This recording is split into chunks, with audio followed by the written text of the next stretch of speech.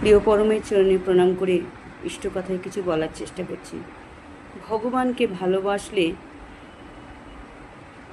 কুদিন আর কুদিন থাকে না, প্রত্যেকটা দিনই সুদিন হয়ে ওঠে। কারণ ভগবান হচ্ছেন সেই, যিনি ষড়ৈশ্বর্যের মালিক, যার কাছে সবই আনন্দ, কারণ তিনি সচ্চিদানন্দ, আনন্দময় যিনি। মঙ্গল ভবন অমঙ্গলহারি দ্রবহ দশরথ অজিরচ বিহারী। তিনি হচ্ছেন অমঙ্গল হরণ করেন, তিনি মঙ্গলের তিনি দাতা। তাকে যদি আমরা ভালোবাসি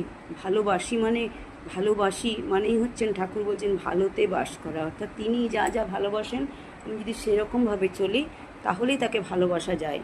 তিনি চান আমি অন্যের মঙ্গল প্রার্থনা করি, তিনি চান আমি মানুষের সঙ্গে ভালো ব্যবহার করি, তিনি চান আমি অসৎকে পরিহার করি, তিনি চান আমার মধ্যে যত খারাপ গুণ আছে তাকে ভালোবেসে সেই গুণগুলি ভালোতে পরিণত হয়। কারণ আমি তো রিপুর তাড়িত, আর তিনি হচ্ছেন রিপুকে জয় করেছেন তিনি। তাই আমরা যখন তাকে ভালোবাসবো তখন আমার মধ্যে যা কিছু খারাপ, ওই তাকে ভালোবাসার দরুন খারাপগুলো কিন্তু ওই ব্যাঙাচির লেজের মতন খসে পড়ে যাবে। ব্যাঙাচি যখন ব্যাঙ যখন ছোট থাকে তাকে আমরা ব্যাঙাচি বলি, তার লেজ থাকে দেখেছি। ব্যাঙ যত বড় হতে থাকে সেই ব্যাঙাচির লেজটা খসে যেয়ে সে ব্যাঙে পরিণত হয়। আমরাও তেমনি, ওই ব্যাঙাচি জলে সাঁতার কাটতে কাটতে ব্যাঙে পরিণত হয়। আমরাও তেমনি প্রিয় পরমকে নিয়ে যখন চলবো, তার প্রতিটি কথা অক্ষরে অক্ষরে যখন পালন করব, তাকে ভালোবাসার জন্য নিজেকে যখন বদলে ফেলবো, প্রতিদিন একটু করে বদল আনতে হবে নিজের জীবনে তাকে ভালোবেসে, তখন কিন্তু আমি একজন ভালো মানুষ হব, ঠিক যেমনটি তিনি।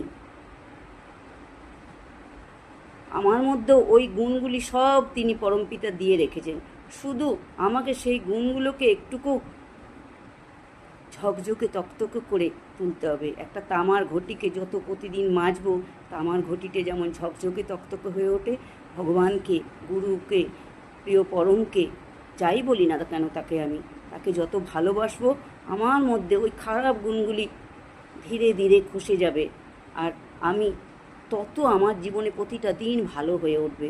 আজ একটু ভালো হলাম, কাল একটু ভালো হব। এই যে ভালোবাসার জন্য তোমাকে ভালোবাসি বলেই ঠাকুর আমি তোমার মতন হব, তুমি যেমনটি চাও আমি তোমার মতনই হব।